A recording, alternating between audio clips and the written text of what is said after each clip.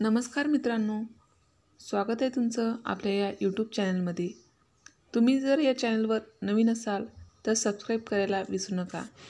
आज आपण पाहणार आहोत वर्ग 12वा विषय समाजशास्त्र यामधील प्रकरण 3 भारतीय समाजातील विविधता आणि एकता। या प्रकरणात आपण स्वाध्याय पूर्ण अभ्यासणार आहोत। यामध्ये प्रश्न पहिला आहे, दिलेल्या पर्यायापैकी योग्य पर्याय निवडून खालील विधाने पूर्ण करा।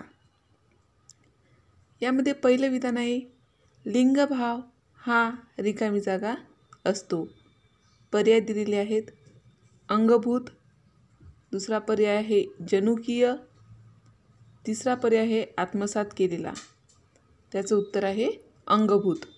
तर आपल्याला उत्तर असं लिहायचं आहे, लिंगभाव हा अंगभूत असतो। दुसरं विधान आहे, सामाजिक असमानतेमुळे रिकामी जागा वाढीस लागते। काय आहे दुसरं विधान? सामाजिक असमानतेमुळे रिकामी जागा वाढीस लागते। पर्याय आहेत, एक एकता, दुसरा पर्याय आहे फुटीरता, तिसरा पर्याय आहे एकजिन्सीपणा। उत्तर आहे फुटीरता। तर उत्तर असं लिहायचं आहे आपल्याला, सामाजिक असमानतेमुळे फुटीरता वाढीस लागते।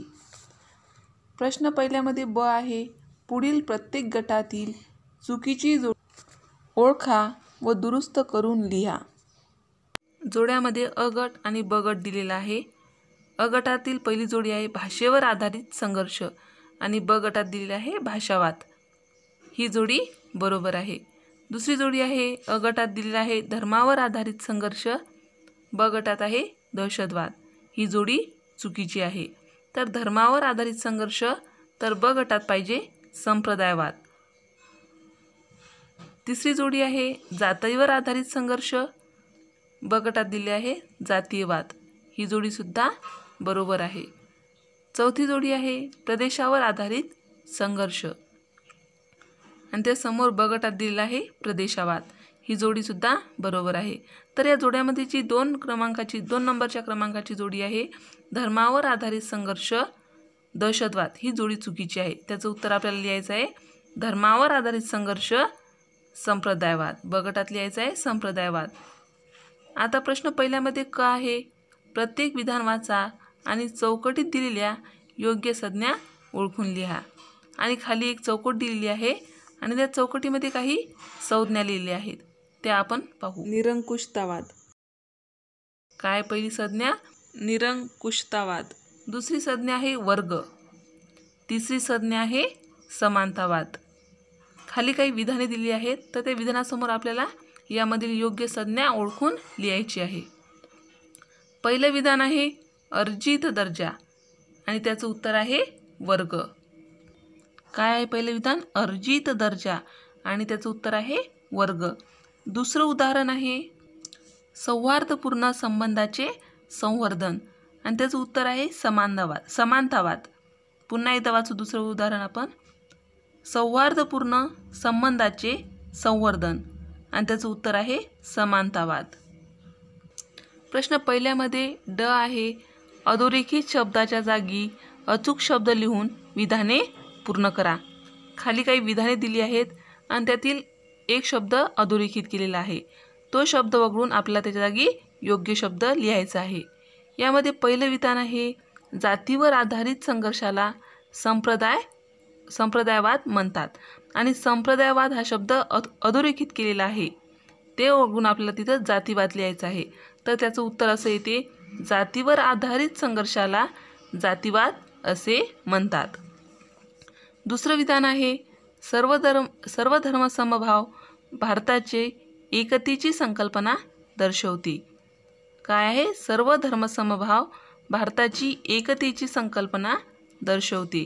तर या ठिकाणी एकतेची खाली अधोरेखित केलेला आहे, एकतेची हा शब्द अधोरेखित केलेला आहे। त्याचं उत्तर आहे विविधतेची एकता। त्याचं उत्तर आपल्याला अशा प्रकारे लिहिता येते की सर्व धर्म समभाव भारताची विविधतेत एकतेची संकल्पना दर्शवते। प्रश्न दुसरा आहे, टिपा लिहा। टिपालियामध्ये पहिली टीप आहे लिंगभावाधारित विविधता. काय आहे पहिली टीप? लिंगभावाधारित विविधता. उत्तर, लिंगभाव या संकल्पनेमध्ये स्त्री पुरुष, स्त्रीत्व पुरुषत्व, ती ते इत्यादी सीमारेषा पलीकडील लिंगभावाचा समावेश होतो. आज आपल्या लैंगिक विविधतेच्या जाणीवेमध्ये व्यक्तीच्या लैंगिक अभिमुखतेचा देखील अंतर्भाव होतो. LGBT चाकोरीबद्ध लिंगभावापलीकडचे लैंगिक संबंध विशद करतात. हे LGBT मधील Lचा अर्थ आहे लेस्बियन, आणि लेस्बियन म्हणजे स्त्री आणि स्त्रीमधील शारीरिक संबंध. तर G म्हणजे गे, आणि गे म्हणजे पुरुष आणि पुरुषामधील समलैंगिकता, शारीरिक संबंध. गे म्हणजे काय? पुरुष आणि पुरुषामधील शारीरिक संबंध. तर बी म्हणजे बाय सेक्शुअल. बी म्हणजे काय? Bye sexual. तर बायसेक्शुअल म्हणजे काय? जी व्यक्ती दोन्ही लिंगाशी म्हणजे स्त्री आणि पुरुष आकर्षित असते अशी, त्याला काय म्हणतात? बायसेक्शुअल. तृतीयपंथी, एखाद्या व्यक्तीची शारीरिक लैंगिकता आणि मानसिक लैंगिक भावना यांच्याशी सुसंगतता आढळून न येणे, याला आपण तृतीयपंथी असे म्हणतो. तर LGBT चळवळीच्या संदर्भात दिनांक 6 सप्टेंबर 2018 रोजी सर्वोच्च न्यायालयाने असा ऐतिहासिक निवाडा केला. दुसरी टीप आहे विविधतेतील एकतेचे महत्त्व. काय आहे दुसरी टीप? विविधतेतील एकतेचे महत्त्व.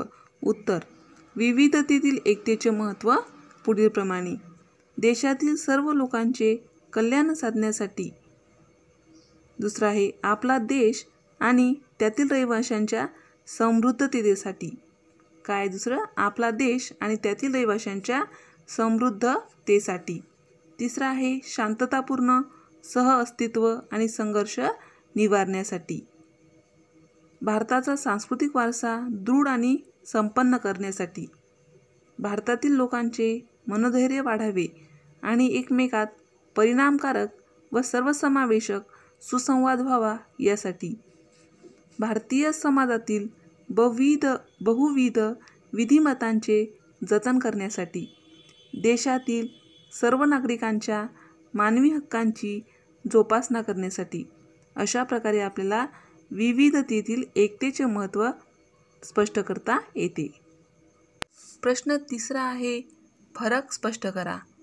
तर फरक स्पष्ट करामध्ये पहिला फरक स्पष्ट करा आहे प्रादेशिकवाद आणि भाषावाद. आपल्याला प्रादेशिकवाद आणि भाषावाद यामधील काय करायचं आहे? फरक स्पष्ट करायचा आहे.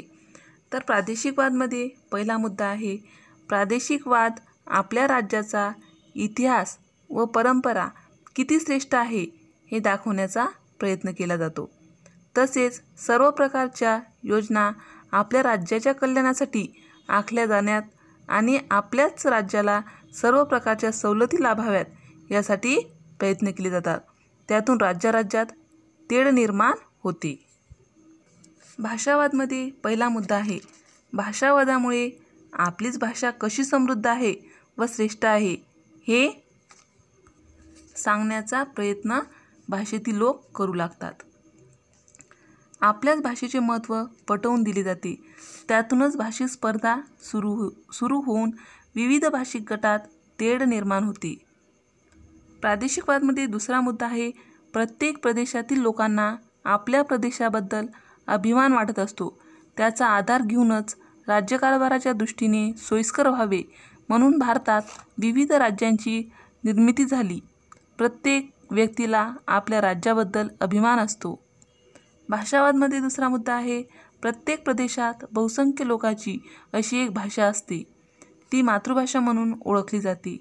या भाषेबद्दल त्या लोकांना अभिमान वाटतो.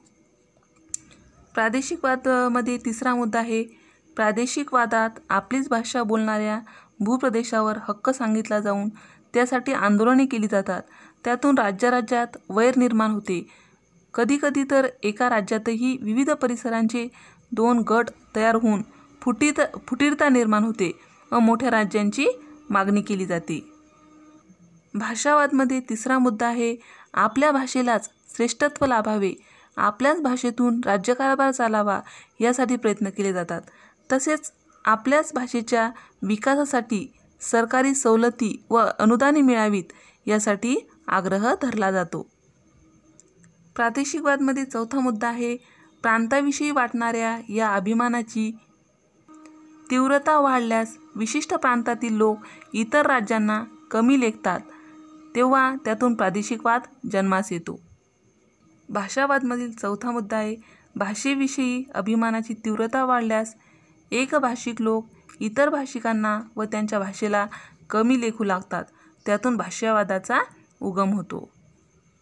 अशा प्रकारे आपण प्रादेशिकवाद आणि भाषावाद यामधील फरक स्पष्ट केला आहे. फरक स्पष्ट करामध्ये दुसरा फरक स्पष्ट करा आहे जातीयवाद आणि संप्रदायवाद. यामध्ये आपल्याला फरक स्पष्ट करायचा आहे. काय आहे जातीयवाद आणि संप्रदायवाद. तर जातीयवादमध्ये हा मुद्दा आहे जातीयवादातून जातीजातीत तेढ निर्माण होते आणि त्यांचे संबंध तणावपूर्ण होतात.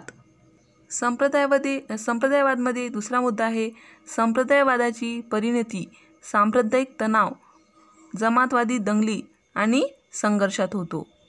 जातीवादमध्ये तिसरा मुद्दा दिला आहे जातीवाद म्हणजे स्वतःच्या जातीचा अभिमान बाळगणे व तिच्या हिताचे संवर्धन करणे. संप्रदायवादमध्ये चौथा मुद्दा आहे संप्रदायवाद म्हणजे स्वधर्माचा कडवा अभिमान बाळगणे व इतर धर्माला तुच्छ लेखणे. जातीवादमध्ये चौथा मुद्दा आहे आजच्या राजकारणावर जातीवादाचे निर्विवाद वर्चस्व आहे. जाती जमातींचे समीकरणे लक्षात घेऊन राजकीय पक्ष राजकारण करतात. तर संप्रदायवादमध्ये चौथा मुद्दा आहे जमातवादी नेते सांप्रदायिक राजकारण करतात. त्यातून 1947 साली धर्माच्या आधारे अखंड भारताची फाळणी झाली. अशा प्रकारे आपल्याला जातीयवाद आणि संप्रदायवाद यातील फरक स्पष्ट करता येतो. प्रश्न चौथा आहे खाली दिलेल्या संकल्पना उदाहरणासह स्पष्ट करा. यामध्ये पहिली संकल्पना दिलेली आहे भिन्न लैंगिकता. काय आहे भिन्न लैंगिकता. उत्तर लैंगिकता ही सामान्यपणे स्त्री पुरुष या स्वरूपाची असते. मात्र समान लिंग संबंध पुरुष आणि पुरुष यातील शारीरिक संबंध व स्त्री आणि स्त्री यातील शारीरिक संबंध म्हणजे समलैंगिकता होय आणि ती समाजात प्रचलित आहे. काही व्यक्ती दोन्ही लिंगाशी स्त्रीशी सुद्धा आणि पुरुषांशी सुद्धा शारीरिक संबंध ठेवतात.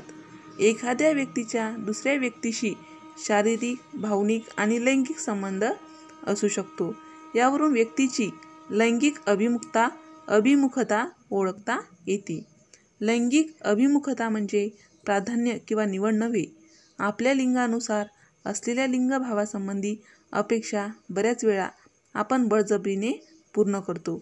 आज मात्र समाज लिंगभाव तरलता स्वीकारत आहे. लिंगभाव तरलता ही पाश्चिमात्य बाब नसून हा आपल्या भारतीय परंपरेचा भाग आहे. द्वयन लिंगव्यवस्थेत न बसणाऱ्या भारतीय देवतेची काही उदाहरणे आहेत. अशा प्रकारे आपल्याला भिन्न लैंगिकता ही संकल्पना स्पष्ट करता येते. दुसरी संकल्पना आहे संप्रदायवाद. काय आहे दुसरी संकल्पना संप्रदायवाद. उत्तर संप्रदायवाद म्हणजे धर्माधारित राष्ट्रप्रेम होय. म्हणजेच राष्ट्रापेक्षा धर्माप्रती आत्यंतिक निष्ठा बाळगणे. इतके धर्म जिथे एकत्र नांदतात असा भारत हा जगातील एकमेव देश आहे. यामुळे आपला सांस्कृतिक वारसा समृद्ध होतो. हे खरे असले तरी यामुळे आपला विभक्त होणार नाही ना याची काळजी घ्यावयास हवी. आपण विभक्त तर होणार नाही ना याची काळजी घेणे आवश्यक आहे. संप्रदायवाद म्हणजेच धर्मवाद किंवा जमातवाद होय. जमातवाद म्हणजेच राजकीय किंवा आर्थिक फायद्यासाठी धर्माचा वापर करणे होय. स्वातंत्र्यपूर्व कालखंडात पाकिस्तानची निर्मिती या राजकीय कारणास्तव मुस्लिम लीगने जमातवादी राजकारण केले. आपले हितसंबंध जोपासण्यासाठी एखाद्या जमातीने संप्रदायवादी राजकारण केले की अन्य जमाती तिचे अनुकरण करतात.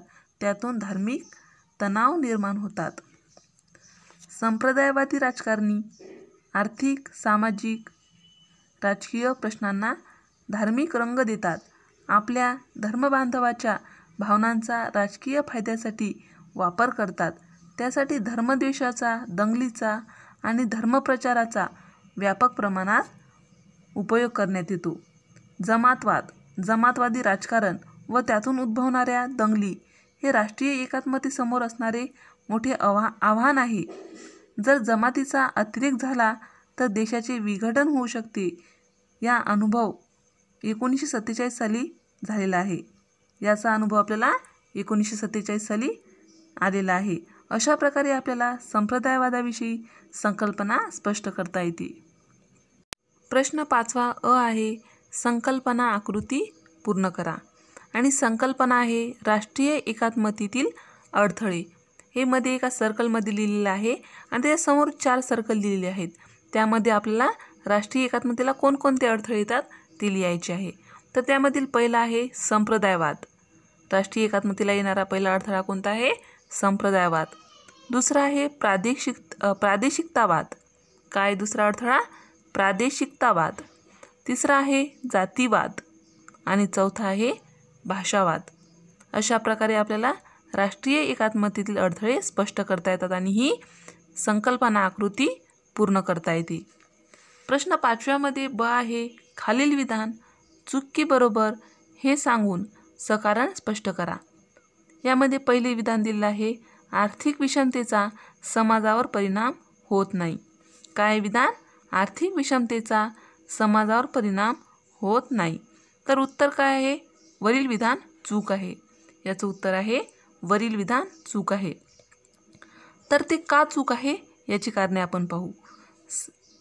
कारणे: श्रीमंत गरीब संघर्ष जेव्हा तीव्र होतो तेव्हा क्रांतीची ठिणगी पडते आणि राजकीय उलथापालथ होते. सन 1947ची रशियन क्रांती नाहिरे वर्गाने आहेरे वर्गाला सत्ता नष्ट करण्यासाठी केलेली हिंसक कृती आहे. दुसरं कारण आहे, आर्थिक विषमता असली तर श्रीमंत आणि गरीब यांच्यात दरी निर्माण होते. श्रीमंत वर्ग हा आरामात आनंदात जीवन जगतो. त्यांच्या अनावश्यक गरजासुद्धा पूर्ण होतात. या उलट गरिबांना दैनंदिन उदरनिर्वाह करणेही कठीण असते. म्हणजेच आर्थिक विषमता अन्यायमूलक असते. यामध्ये तिसरा मुद्दा आहे, आर्थिक विषमता शोषणमूलक आहे.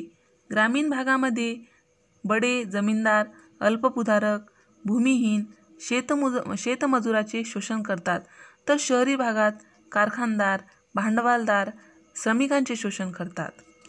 आणि चौथा मुद्दा आहे, आर्थिक विषमतेमुळे शोषित वर्गाला रोष, राग वाढत जातो. शोषित वर्गांचा रोग, राग काय जातो? वाढत जातो. हा वर्ग संघटित होऊन अन्यायाचा प्रतिकार करण्याचा प्रयत्न करतो. त्यातून शांतता लोप पावते. म्हणजेच आर्थिक विषमतेचा समाजावर वाईट परिणाम होतो. म्हणून आर्थिक विषमतेचा समाजावर परिणाम होत नाही हे विधान चूक आहे, तर त्याचा वाईट परिणाम होतो. दुसरा प्रश्न आहे, भारतीय समाजातील दुर्बल घटकांसाठी संविधानिक आणि कायदेशीर तरतुदी आशावादी ठरतात. प्रश्न पुन्हा एकदा वाचते. भारतीय समाजातील दुर्बल घटकांसाठी संविधानिक आणि कायदेशीर तरतुदी आशावादी ठरतात. उत्तर: वरील विधान बरोबर आहे. त्याचं उत्तर आहे वरील विधान बरोबर आहे. तर ते विधान का बरोबर आहे याची कारणे खालीलप्रमाणे. कारणे: समाजातील स्त्री हा एक दुर्बल घटक आहे. स्त्रियांच्या कल्याणासाठी त्यांचा विकास व्हावा म्हणून विविध उपक्रम राबवण्यात आले. 73व्या व 74व्या घटनादुरुस्तीद्वारा स्थानिक शासन संस्थांमध्ये महिलांसाठी 33% जागा व अधिकारपत्रे आरक्षित करण्यात आली. त्यातून राजकीय प्रक्रियेतील त्यांचा सहभाग वाढून महिला सक्षमीकरणास चालना मिळाली. दुसरं कारण आहे, भारताच्या संविधानाच्या प्रास्ताविकात स्वातंत्र्य, समता, बंधुता, न्याय, विचार, स्वातंत्र्य अशी अनेक उद्दिष्टे घोषित करण्यात आली आहेत. तिसरं कारण आहे अनुसूचित जाती म्हणजे दलित, अनुसूचित समाजासाठी आदिवासी विशेष उपक्रम राबवण्यात आले. त्यामुळे त्यांच्या आर्थिक, सामाजिक, सांस्कृतिक प्रगती होण्यास मदत झाली. चौथं कारण आहे भारत हे कल्याणकारी राज्य असल्याने समाजातील दुर्बल घटकासाठी संवैधानिक आणि कायदेशीर तरतुदी करण्यात आल्या. अशा प्रकारे आपल्याला भारतीय समाजातील दुर्बल घटकांसाठी संविधानिक व कायदेशीर तरतुदी आशावादी ठरत आहेत हे लक्षात येते. प्रश्न 6वा आहे आपले मत नोंदवा. यामध्ये पहिला प्रश्न दिला आहे खेळामधील सहभाग राष्ट्रीय एकात्मतेला कशा प्रकारे उपयोगी ठरेल. प्रश्न पुन्हा एकदा पाहू. खेळामधील सहभाग राष्ट्रीय एकात्मतेला कशा प्रकारे उपयोगी ठरेल. यामध्ये आपल्याला आपले मत नोंदवायचे आहे. तर उत्तर पाहूयात. खेळाडूमध्ये आपण भारतीय आहोत ही भावना दृढ होऊन ते विजयासाठी प्रयत्न करतील, त्यामुळे राष्ट्रीय एकात्मता निर्माण होते. सन 1983 साली कपिल देवच्या संघाने विश्वचषक जिंकला तेव्हा संपूर्ण भारतात आनंददायी भावना निर्माण झाली होती. देशातील विविध भागातील खेळाडू एकत्र आल्याने त्यांच्यात सांघिक व बंधुत्वाची भावना निर्माण होईल. प्रेक्षक आपल्या संघाला प्रोत्साहन देताना आपापसातील भेद विसरतील. अशा प्रकारे खेळामधील वरील सर्व बाबी राष्ट्रीय एकात्मतेला पोषक असतात. त्यामुळे राष्ट्रीय एकात्मता निर्माण होण्यास मदत होते. आपले मत नोंदवामध्ये दुसरा प्रश्न दिलेला आहे एकता मूल्याच्या दृष्टीने शालेय गणवेशाचे महत्त्व काय. काय आहे दुसरा प्रश्न. एकता मूल्याच्या दृष्टीने शालेय गणवेशाचे महत्त्व काय. उत्तर इंग्रजी भाषेतील युनिफॉर्म या शब्दाला मराठीमध्ये गणवेश असे म्हणतात. युनिफॉर्म याचा शब्दशः अर्थ समानता असा होतो. शालेय गणवेश घालण्याची सक्ती असल्याने विद्यार्थ्यांमध्ये शिस्त निर्माण होते. समान नागरी कायद्याप्रमाणे समान वेश संहिता लोकांमध्ये विद्यार्थ्यांमध्ये एकात्मतेची भावना निर्माण करतात. सर्व विद्यार्थी मग ते श्रीमंत असो वा गरीब असो, उच्चवर्णीय असो वा कनिष्ठवर्णीय, मराठी भाषिक असो वा गुजराती, एकसारखा गणवेश परिधान केल्यानंतर जाती, वर्ग, वर्ण, भाषा हे भेद पूर्णपणे विसरतात. अशा प्रकारे एकता निर्माण होण्यासाठी शालेय गणवेश किती महत्त्वपूर्ण आहे हे आपल्या लक्षात येते. अशा प्रकारे आपल्याला याचं उत्तर लिहिता येते.